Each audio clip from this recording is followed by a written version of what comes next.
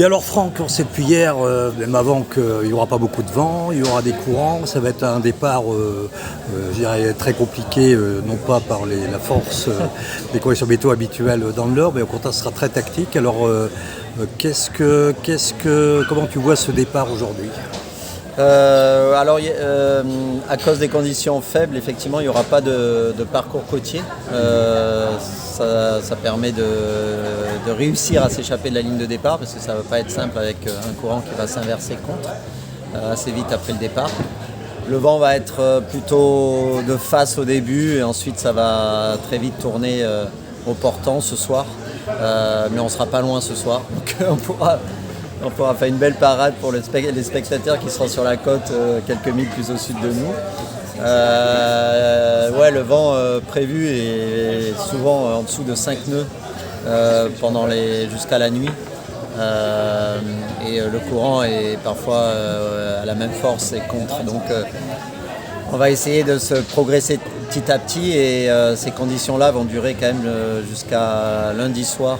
Et on sera peut-être uniquement devant Cherbourg à ce moment-là, avant de trouver un vent ouest-nord-ouest qui va pouvoir nous sortir de la Manche. Mais bon, il y aura jusqu'à Bishop, jusqu'à la sortie de la Manche, il y aura beaucoup de transitions. Des transitions dues à la renverse de courant, des transitions dues à une zone de vent faible qui va passer du vent d'est au vent d'ouest. Et entre les deux, il n'y aura vraiment pas de vent. Donc il risque d'y avoir pas mal de regroupements. J'espère qu'il n'y aura pas quelqu'un, sauf si c'est nous, qui va s'échapper devant.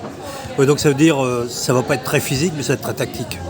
Ouais, il va falloir être bien réveillé quand même la nuit. On aura des voiles, peut-être des spies qui sont plus difficiles à régler. Il faut être tout le temps dessus par rapport aux voiles classiques avec plus de vent.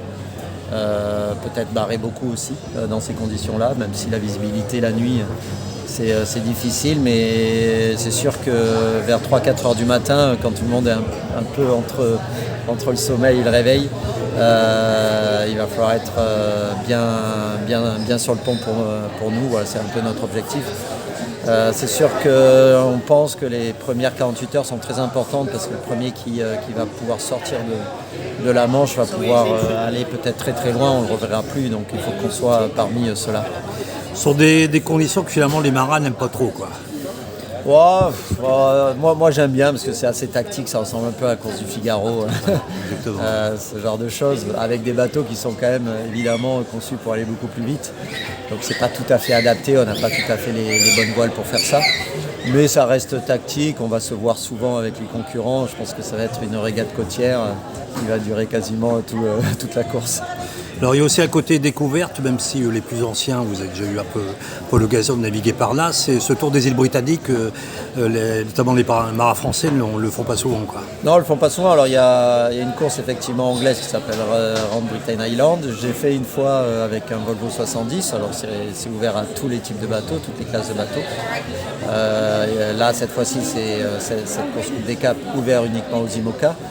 Mais c'est un parcours vraiment sympa qu'on n'a pas l'habitude de faire parce que faire du nord-sud c'est pas habituel, donc on croise les phénomènes météo de façon différente que quand on part à l'ouest pour les transatlantiques.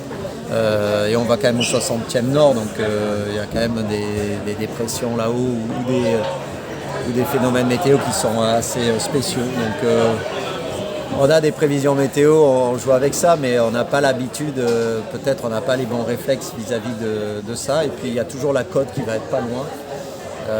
Ça veut dire du courant et ça veut dire des effets côtiers aussi. Donc c'est plutôt une course très intéressante, tactiquement. Je pense qu'on ne va pas s'ennuyer. C'est beau. Il ne va pas y avoir de longues périodes de ligne droite comme on peut avoir en transatlantique. Donc moi ça me plaît parce qu'il va y avoir des rebondissements, il va falloir bien réfléchir, bien regarder les cartes météo et regarder les concurrents ce qu'ils font, la prise de risque par rapport à la flotte ou pas, suivant comment on est placé. Donc ça va être une vraie course inshore mais offshore en fait pendant une semaine. Ok, merci Franck. Merci.